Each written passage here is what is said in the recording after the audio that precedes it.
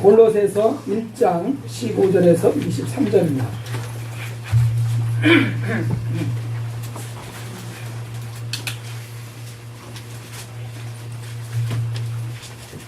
신약성경 325페이지 정도 있습니다.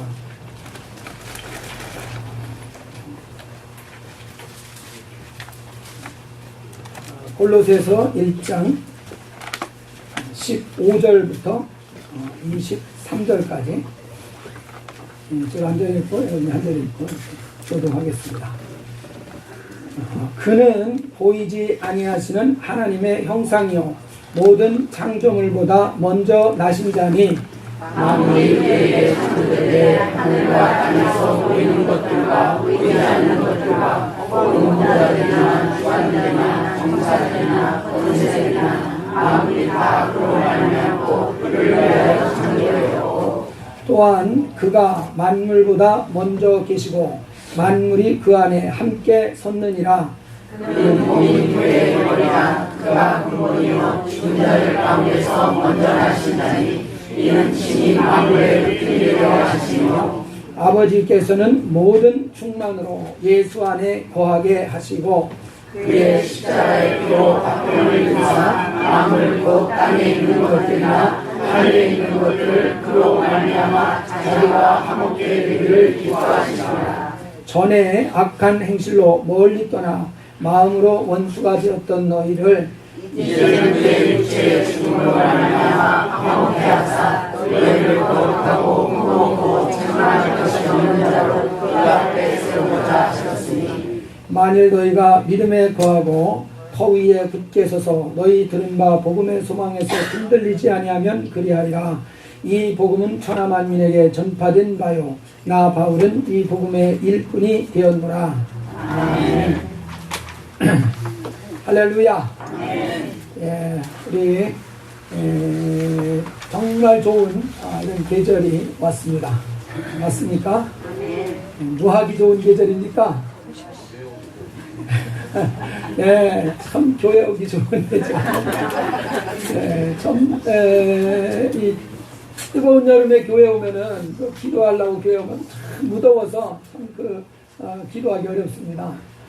또 추운데 교회 오면은 또 기도하고 예배하는 것이 참 어렵습니다. 근데 요새는 에어컨 안 틀어도 히터 안 틀어도 그냥 예배하고 기도하기 딱 좋은 그런 그 시절입니다. 그래서 지혜로운 사람은 때를 잘 분별하고 그 때를 놓치지 않는 사람입니다. 알겠죠? 이 때를 분별을 잘 하셔서 이 때를 놓치지 말고 주를 위해서 선용하시기 바랍니다. 세상에 여러 가지 할 일도 많겠지만은 주를 위해서 잘 선용할 수 있는 이런 기간, 특별히 헌신을 준비하는 이런 기간이기 때문에 헌신을 위해서 또 잘 활용할 수 있는 이런 뭐 길지 않은 가을이겠지만은 귀한 가을이 될 수 있기를 바랍니다. 여러분 창세기 1장 1절 무슨 말씀인지 기억하십니까? 태초에 하나님이 천지를 창조하시니라. 그래서 모든 천지 만물을 하나님이 지으셨다는 것으로 성경이 시작하고 있습니다. 그래서 이 하나님이 바로 창조주시라는 것을 말하고 있습니다. 천지 만물이 다 그분에 의해서 지어진 피조물이다 하는 그것은 바로 만물이 누구의 것이라는 의미겠습니까? 하나님의 것이라는 의미입니다. 또 사람이 하나님에 의해서 지어진 피조물이다. 무슨 의미겠습니까? 바로 하나님의 소유된 그런 존재가 바로 인간이다 그 말입니다. 그래서 그분이 의해서 우리가 지어졌다는 것은 우리 인간이 그분의 것이라는 것을 의미하는 그런 중요한 그 내용입니다. 어떤 사람들은 한 1856년입니다. 1856년도에 이 종의 기원, 다윈이 쓴 책이죠. On the Origin of 스페시스인가요? 하여튼 종의 기원이라는 그 책을 다윈이 발표를 했습니다. 그러니까 한 160년 전이 되겠네요. 그 책을 통해서 주장한 것이 뭐냐면은 바로 모든 만물들은 진화의 산물이다 하는 그런 논문을 발표를 했습니다. 그것은 하나님이 각 종류대로 하나님이 다 만물을 지으셨다는 그 말씀과 아주 정면으로 배치가 되는 그런 이론이 세상에 등장을 했습니다. 그 이론이 오늘날까지도 아주 강력한 영향을 미치고 있습니다. 일반 학문 분야뿐만 아니라 심지어는 신학적인 분야에까지도 그 영향력이 사실 아주 강력하게 미쳐지고 있는 상태입니다. 당연히 그 논문이 발표되니까 당연히 논쟁이 아주 극렬하게 일어날 수밖에 없겠죠. 그래가지고 그 논문이 발표된 지 한 1년 뒤쯤에 이 성공의 신부님하고 진화론을 추종하는 사람하고 이제 토론이 벌어진 것입니다. 해도 이게 끝이 납니까? 그러니까 이 성공의 신부가 마지막으로 얘기합니다. 당신 할아버지가 원숭이야, 할머니가 원숭이야. 당신 할머니 중에 당신 할머니 조상이 원숭이냐, 자기 할아버지 쪽 조상이 원숭이냐 하고 이제 물었습니다. 그러니까 진화론자가 어떻게 대답했겠습니까? 정말 이 부도덕한 인간이 우리 조상인 것보다 차라리 정직한 원숭이가 내 조상인 것이 자랑스럽다. 말이 됩니까? 말이 되는 것 같기도 하고 안 되는 것 같기도 하고, 하여튼 끊이지 않고 지금까지 논쟁이 되고 있습니다. 그렇지만은 분명히 성경은 모든 종류대로 하나님에 의해서 지어졌다는 것을 분명하게 말하고 있습니다. 오늘 읽은 이 말씀을 또 보시면은 더욱 분명하게 말씀합니다. 15절에 보면은 그는 보이지 아니하시는 하나님의 형상이요. 여기서 말하는 그라는 것은 예수님이십니다. 예수 그리스도는 보이지 아니하는 하나님, 그러니까 하나님은 눈에 보이지 않으신다는 얘기죠. 그 보이지 아니하시는 그 하나님의 형상이시다. 그리고 모든 창조물보다 먼저 나신 자다. 사람을 지으실 때도 하나님의 형상의 모양을 따라서 짓지 않으셨습니까? 바로 이 보이지 않는 하나님의 형상, 바로 예수 그리스도를 모델로 해서 또 사람을 지으신 것이죠. 그래서 예수 그리스도는 이렇게 보이지 않는 하나님의 형상이시다. 그러니까 하나님이시라는 얘기죠. 그리고 모든 창조물보다 먼저 나신 자다. 그러니까 모든 창조물보다도 먼저 계십니다. 그러니까 그분이 하나님이시라는 얘기죠. 16절 우리 한번 다 같이 읽어보겠습니다. 시작. 만물이 그에게 창조되되 하늘과 땅에서 보이는 것들과 보이지 않는 것들과 혹은 보좌들이나 주관들이나 종사들이나 권세들이나 만물이 다 그로 말미암고 그를 위하여 창조되었고.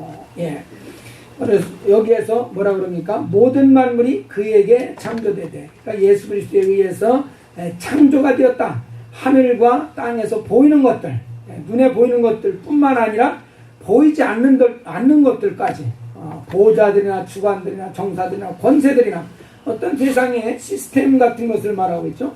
이런 것들도 전부 다 그분에 의해서 지어진 것이고 또 그분을 위해서 다 창조되어진 것이다. 분명히 선언을 하셨습니다.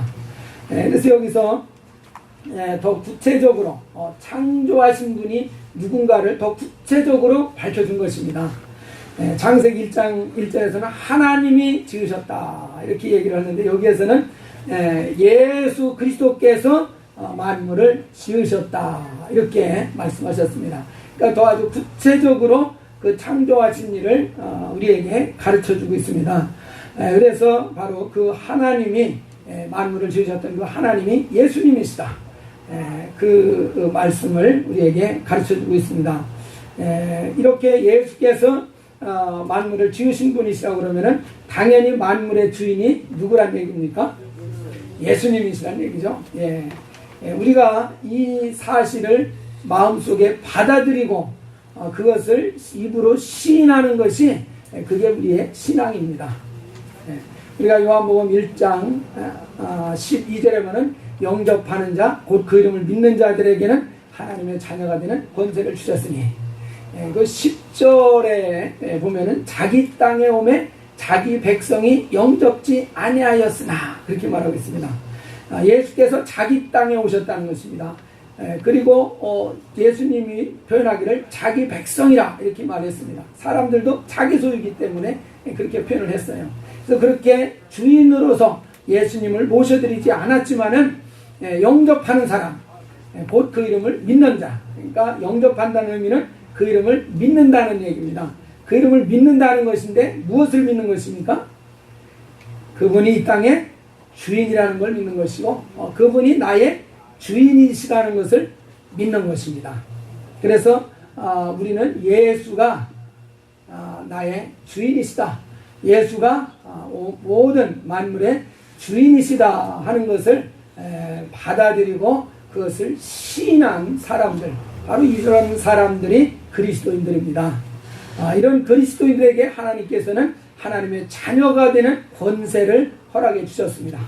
바로 예수 그리스도께서 하나님의 아들이시기 때문에 그 아들을 영접한 것이라서 우리에게도 하나님의 자녀되는 그런 권세를 이제 주셨습니다. 그래서 이 하나님의 자녀들은 어떤 사람들이냐 이렇게 생각해 볼 때 바로 자기의 참 주인을 발견한 사람들이다. 우리 하나님의 자녀들은 어떤 사람들입니까? 옆 사람한테 한번 물어보십시오. 이게 불분명한 것 같은데. 그리스도인들은 어떤 사람들입니까? 이거 웃을 일이 아닙니다. 물론 쉬운 얘기이기는 하지만, 우리가 그 하나님의 자녀가 된 것은 어떻게 해서 하나님의 자녀가 됐습니까? 바로 예수를 발견했기 때문에 자녀가 된 것입니다. 이전에는 예수가 그냥 4대 성인인 줄로 생각을 하고 그냥 사람인 줄로만 생각을 했었는데 그분이 하나님의 아들이셨구나, 그분이 만물의 주인이셨구나 하는 이 사실을 발견함으로써 우리가 하나님의 자녀가 된 것입니다. 바로 그 사실을 발견하지 못한 사람은 진정한 하나님의 자녀가 아직 못된 상태일 것입니다. 그래서 분명히 우리가 하나님의 자녀라고 한다면은 그 사람은 자기의 참 주인이라는 것은 진짜 주인이죠. 바로 그 진짜 주인을 발견한 사람, 그 진짜 주인을 찾은 사람이 이게 진정한 하나님의 자녀된 사람입니다. 자, 우리가 이렇게 하나님의 자녀가 돼서 참 주인을 발견했습니다. 참 주인을 발견함으로써 우리가 하나님의 자녀가 됐습니다. 이렇게 주인을 발견하면은 그 다음 단계로 할 일은 뭐겠습니까? 참 주인을 발견했어요. 그러면 그 다음 단계에 할 일은 뭐예요? 그 다음 단계 뭐예요? 참 주인을 발견했으면 그 다음 단계 할 일이 뭐냐니까요. 그렇죠. 주인한테 주인의 것을 돌려드려야죠. 무슨 말인지 어렵습니까? 제 말이? 그 명품 가방을 하나 저기 브랜드 에비뉴에서 주셨습니다. 그런데 참 바로 그 뒤에 주인이 나타났습니다. 그럼 어떻게 해야 됩니까? 그 가방을 주인한테 돌려줘야죠. 안타깝지만 돌려줘야죠. 주인을 발견하지 못했으면은 내가 써도 되는데 주인을 발견한 이상은 어떻게 됩니까? 돌려줘야죠. 그게 정상 아니겠습니까? 그게 정상 아니겠습니까? 그런 것처럼 우리가 정말 참 주인을 발견했다면은 우리는 그 주인에게 그 주인의 소유물을 전부 다 돌려줘야 될 그런 의무가 있다는 것이죠. 이렇게 주인에게 그 소유물을 돌려주는 것이 자연스럽습니까? 아니면 부자연스럽습니까? 당연한 일이고 아주 자연스러운 일 아니겠습니까? 당연한 일이고 극히 아주 자연스러운 그런 그 일이 될 것입니다. 만약에 주인을 발견하고도 그 주인의 소유물을 돌려주는 것을 주저한다 그러면은 그것은 아주 진짜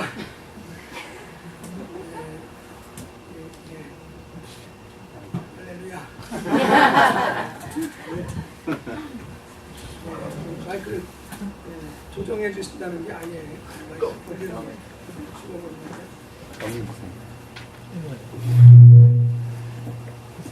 시행착오가 원래 이렇게 말하는 거죠. 예. 예, 그래서 우리가 이렇게 주인에게 소유물을 돌려주는 걸 주저한다 그러면은 참 주인인 것을 인정하는 것을 지금 주저하고 있는 그런 상태라고 볼 수 있을 것입니다. 우리 성경에 나와 있는 모든 이 신앙의 인물들은 바로 이렇게 그 하나님이 자기의 주인이시라는 사실을 깨달은 사람들이고 아주 기꺼이 자기의 주인으로 그를 인정하고 그분에게 자기를 맡겼던 사람들의 이야기가 성경에 나오는 것입니다. 우리가 이 시편 100편 3절에 보면 아주 유명한 그 고백이 있습니다. 여호와가 우리 하나님이신 줄 너희는 알지어다.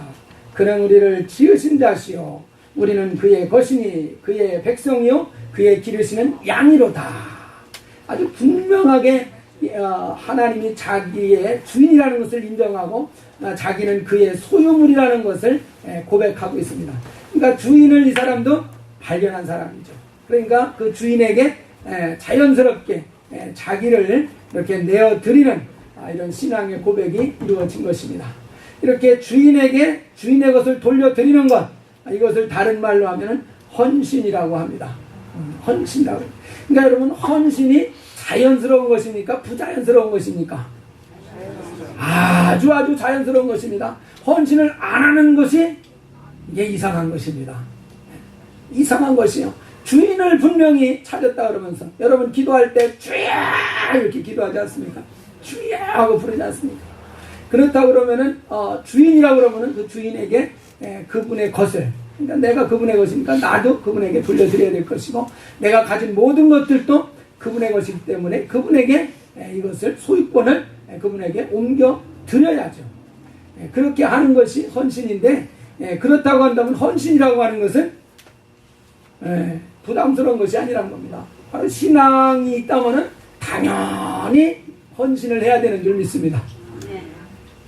당연히 헌신을 해야 되는 것이 이것이 이제 신앙의 그 의미를 제대로 깨달은 사람입니다. 그렇지만은 이러한 그 주님 앞에 우리 올려드린다는 것이 사실 인간적인 차원에 생각할 때 쉬운 일은 아니라는 거 저도 잘 알고 있습니다. 우리가 이 뭡니까?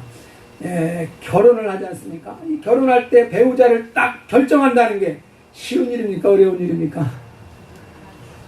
이게 참 정말 사랑이 불이 붙으면은 쉬운 일이겠지만은 그러하다 할지라도 이게 참 중요한 일 아니겠습니까? 한번 딱 결정을 하면은 다른 사람들은 다 포기하는 것이기 때문에 그렇지 않습니까?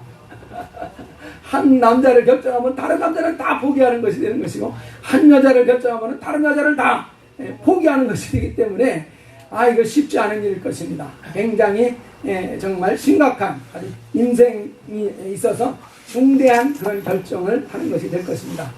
이런 것처럼 우리가 정말 주님 앞에 나를 드린다는 것은 나의 모든 주권을 포기한다는 것이거든요. 나의 주권을 다 내려놓는다는 그런 의미가 있기 때문에 사실 쉽지 않고 또 한번 결정한다는 것이 참으로 중대한 그런 그 결정입니다. 그러나 올바른 결정인 줄 믿습니다. 분명히 성경을 통해서 우리가 가야 될 그런 길로 가는 그런 그 방향입니다. 예수님께서 이 겟세마네 동산에서 기도하시는 내용이 누가복음 22장에 나옵니다. 그 기도가 얼마나 정말 열심히 하시는 기도였던지 아시죠? 땀방울이 막 쏟아져 나오다가 그 다음에 뭐가 나왔습니까? 핏방울이 쏟아졌다고 그랬습니다. 기도를 열심히 하는 겁니까? 슬슬 하는 겁니까? 참 열심히 하는 거죠. 여러분 정말 핏방울이 나오도록 기도해 본 적 있습니까? 핏방울이 떨어지도록 기도해 보신 분 한번 아멘 합시다. 한 명도 없어요? 저는 땀방울이 나오진 않았지만은 이 목젖이 상해가지고 핏방울이 나오는 거는 있었어요. 목이 상해가지고 지금도 좀 목이 저기네요.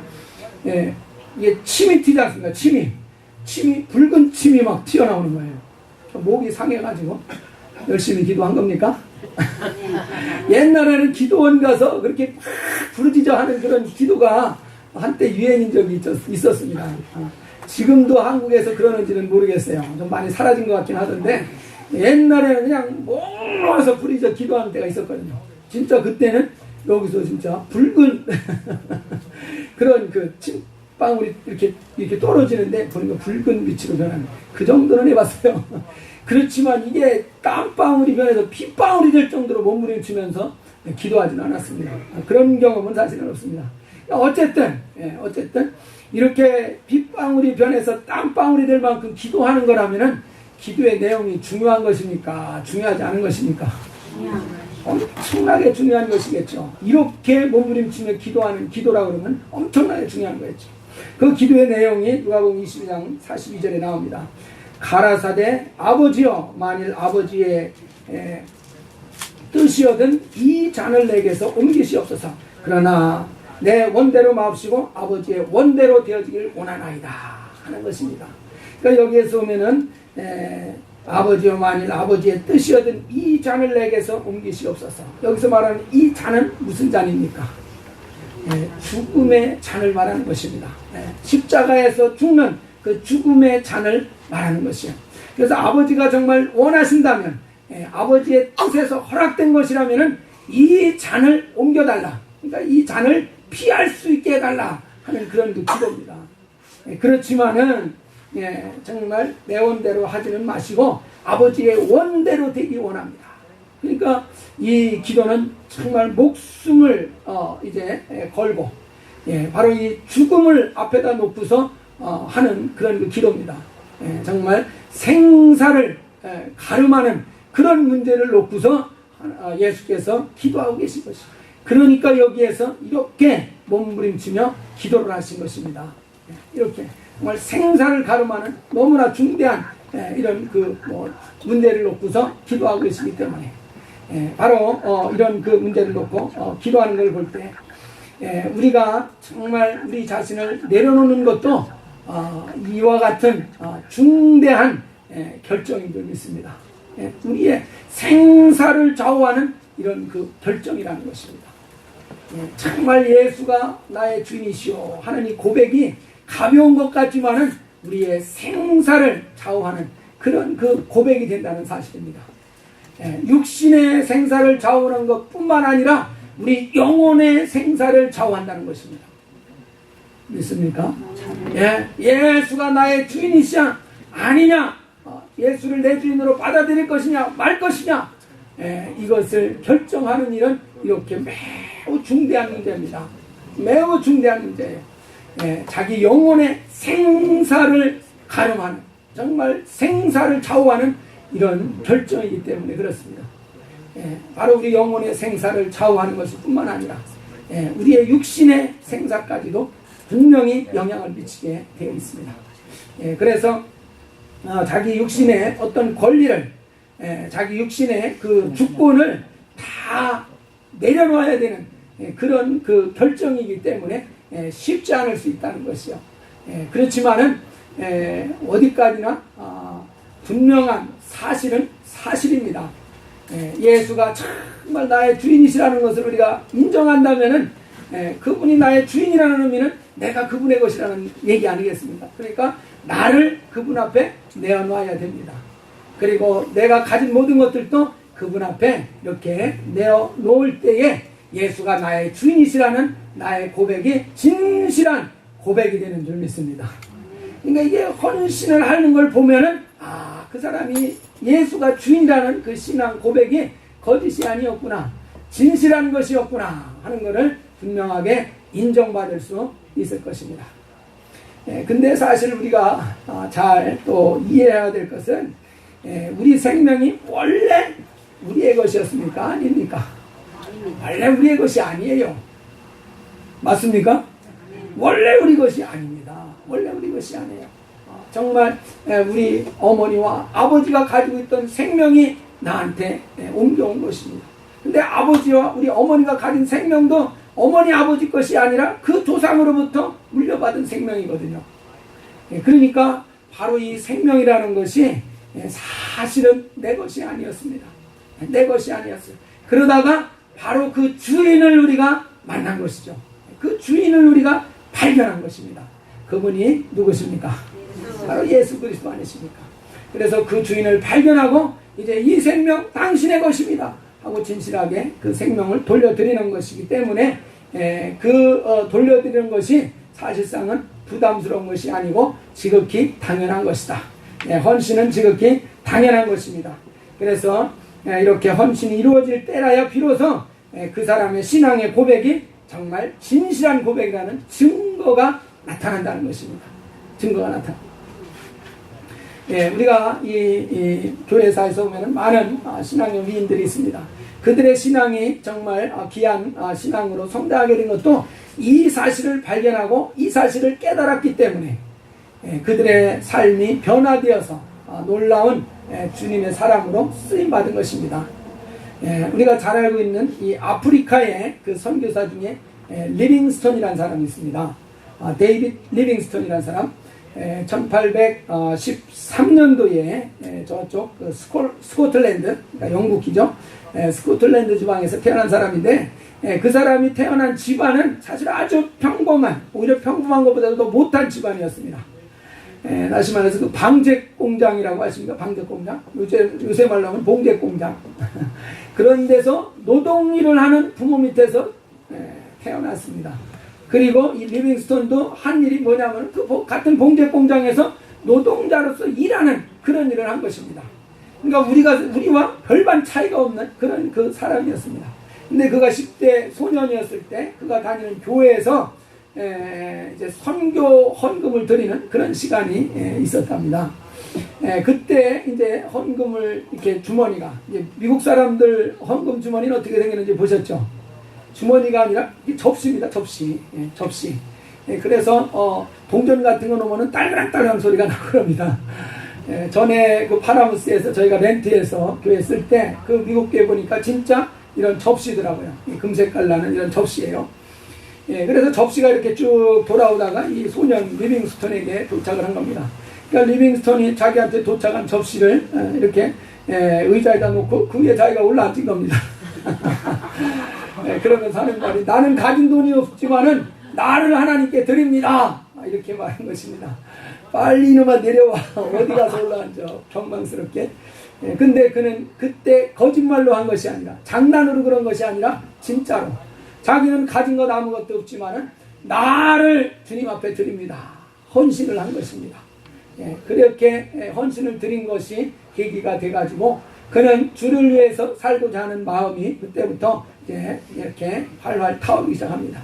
그래서 20대가 돼서는 자기가 선교사가 되겠다는 그런 그 마음, 소원을 품게 되고, 그래서 열심히 신학 공부를 하고, 또 중국에는 특별히 의료 선교사가 필요하다는 얘기를 듣고서 방택공장에서 막노동 일을 하면서 계속해서 공부를 해서 의사 공부까지도 다 마칩니다. 어떻게 그렇게 공부를 했는지 참 이해가 안 가요. 어쨌든 신학 공부도 마치고 의학 공부까지도 마쳤습니다. 준비를 다 했는데 그 순간 그 시기에 중국과 이 아편 전쟁이 벌어져 가지고 중국으로 선교를 가는 것이 그 길이 막히게 됩니다. 그래서 선교지를 바꿔서 간 것이 바로 이 아프리카에 간 것입니다. 아프리카에 선교를 가보니까 그 선교의 그 길이 전혀 잘 열려지지가 않은 것입니다. 그래서 아프리카를 열심히 돌아다니면서 선교할 수 있는 토대를 평생 동안 만드는 그런 일을 한 것입니다. 그래서 보통 탐험가라고도 이렇게 얘기를 하는데요. 평생 동안 아프리카를 돌아다니면서 선교의 길을 닦아놓은 아주 그런 귀한 역할을 했던 것이 바로 이 리빙스톤이라는 사람인데요. 이 리빙스톤이 바로 죽기 전에 마지막으로 일기에 써놓은 내용이 나와 있는 것이 바로 이것입니다. 바로 오늘은 내 생일이다. 나의 예수여, 나의 왕이여, 나의 생명이여, 나의 모든 것이여, 오늘을 위하여 다시 나를 바칩니다. 생일날 우리는 뭐 합니까? 해피 버스데이 하면서 그냥 케이크 불 끄고 박수 치고 그저 좀 건강하게 잘 자랄 수 있게 주시옵소서 이렇게 기도하는데, 리빙스톤은 생일날마다 이런 기도를 드렸던 것 같아요. 오늘을 기해서, 내 생일을 위해서 다시 또 나를 바칩니다. 내가 주님 것인 것을 인정합니다. 이 못난 것 아무것도 아니지만 몽땅 바치니 받아서 사용해 주시옵소서. 아멘. 이것이 마지막 일기고, 그러고 나서 기도하는 모습으로 그냥 숨졌다는 것입니다. 예, 그러니까 평생을 그 리빙스톤의 신앙의 중심은 뭐였냐면 주님께 나를 드립니다 하는 겁니다. 나를 드립니다. 당신이 나의 주님이시기 때문에 나는 주님의 당신의 것입니다 하는 그 신앙이 있었던 것입니다. 그래서 이 헌신이라고 하는 것은 신앙의 시작이지 신앙의 결론이 아닙니다. 믿습니까? 안 믿습니까? 이 헌신이라는 것은 신앙의 출발입니다. 신앙의 출발. 신앙의 출발. 그러니까 헌신을 함으로써 이제부터 본격적으로 신앙생활이 시작이 되는 것입니다. 헌신이 되기 전까지는 그건 신앙생활이 진짜 신앙생활이 아닙니다. 그거는 종교생활이라고밖에 볼 수 없어요. 너무 좀 강하게 제가 말씀을 드린 겁니까? 자기를 헌신하기 전까지는 그건 종교생활이라고 이렇게 봐야 될 것입니다. 나 자기를 헌신한 이후부터가 진짜 신앙생활이에요. 그때부터는 이제 내가 하고 싶은 대로 하려고 하지 않고 주님이 하고 싶은 대로 하려고 하는 것입니다. 그냥 화를 확 내려고 하다가도 주님이 원하시면 화를 내겠습니다. 주님이 원치 않으면 화를 내지 않겠습니다. 그러다 보면 화가 싹 사라지게 되어 있죠. 그러니까 이제부터 주님이 원하시면 하겠습니다. 원치 않으면 안 하겠습니다. 이게 이제 시작이 되는 거거든요. 그러니까 이게 이제 걸음마 시작을 하는 것이 된다고요. 그러니까 여전히 시행착오를 거칠 수밖에 물론 없겠지만은 그러나 헌신하는 것으로부터 이제 진짜 신앙이 시작이 되는 것입니다. 그래서 열심히 주님의 뜻을 따라서 행하려고 하는 그런 자세를 가지고 넘어지기도 하고 일어나기도 하고 넘어지기도 하고 일어나고 그러다 보면은 걸음마를 배우게 되고 또 걸음마를 하다 보면은 정말 뛰기도 하고 달리기도 하는 이런 귀한 신앙으로 성장해 갈 것입니다. 할렐루야. 근데 우리가 여기서 한 가지 또 잘 생각해 볼 것이 있습니다. 여러분 예수가 주님이시다. 이것을 분명하게 믿으면서도 자기를 주님 앞에 내어드리지 않는다면 어떻겠습니까? 예수가 나의 주님인 것을 믿습니다. 그러면서도 헌신을 않는다면 어떻게 되겠습니까? 이 사람은 악한 사람입니다. 어떻게 보면 불신자보다도 더 악한 사람이라고 봐야 될 것입니다. 그렇습니까? 안 그렇습니까? 주인인 것을 알면서도 그 주인에게 그 주인의 소유물을 돌려주지를 않는다면은 이거는 정말 불신자보다도 악한 사람 맞지 않습니까? 불신자들은 왜 안 돌려줍니까? 자기의 삶을 왜 안 돌려줍니까? 불신자들이 모르니까 안 돌려주는 것이거든요. 모르니까 예수가 그의 주인이라는 걸 모르니까 돌려줄 수가 없는 것이요. 그런데 우리는 예수가 주인이라는 사실을 들었어요. 알았어요. 그리고 믿었어요. 그리고 이름으로 내 입으로 시인했어요. 그런데도 그 주인의 것을 되돌려주지를 않는다. 그러면 이것은 불신자보다도 더 악합니까? 더 선합니까? 제가 볼 땐 더 악한 사람이요. 분명히 주인이 분명히 이렇게 찾아왔는데도 분명히 주인이 누군지를 아는데도 그 주인에게 그걸 내어놓지 않는다면 이것은 더 악한 자라는 사실입니다. 야고보서 4장 19절에 보면은 이러므로 사람이 선을 행할 줄 알고도 행치 아니하면 뭐라고 그랬습니까? 죄라고 그랬습니다. 바로 사람이 선을 행할 줄 알고도 사실을 알고서도 그것을 그대로 행동에 옮기지 않는다면 그것이 죄가 된다는 것이요. 그래서 이것은 악한 것이다. 이것을 우리가 분명히 깨달을 수 있기를 주의 이름으로 축원합니다. 그래서 우리가 예수를 안다는 것, 그분이 나의 주인이시라는 것을 우리가 분명히 깨닫는다는 것, 이것이 하나님의 자녀가 되는 놀라운 권세를 얻게 해주는 그런 축복임에 틀림이 없습니다. 그리고 그분이 주인이라는 걸 안 이상 우리 자신을 그 주인에게 전부 다 돌려드릴 수 있는 이런 헌신의 결단이 있기를 주의 이름으로 축원합니다. 이렇게 헌신의 결단을 하는 것을 조금 좀 더 생각을 좀 해봐야 되겠습니다. 좀 더 좀 나중에 해보겠습니다. 이러는 것도 성경은 죄라고 말하고 있습니다. 이렇게 지체하는 것도 죄라는 것이요. 신명기 23장 21절에 보면 하나님 여호와께서 서원하였거든 갚기를 더디하지 말라. 내 하나님 여호와께서 반드시 그것을 내게 요구하시니 더디면 내게 죄니라. 더디면 그것도 죄가 된다는 것입니다. 정말 여러분 예수가 하나님의 아들이신 거 믿으십니까? 그분이 나의 주님이신 것을 인정하셨습니까? 그렇다면 그 다음 단계로 할 일이 무엇이라고요? 헌신하는 것입니다. 바로 헌신을 하는 걸 보면은 그 사람이 예수를 주인이라고 시인한 그 고백이 진짠가 가짠가 분명하게 파악할 수 있습니다. 그리고 그분이 정말 주인이라는 신앙의 고백이 나의 진실한 고백이라는 것을 우리가 헌신을 통해서 분명하게 정말 증명할 수 있는 저와 여러분이 될 수 있기를 주의 이름으로 축원합니다. 우리 기도하겠습니다.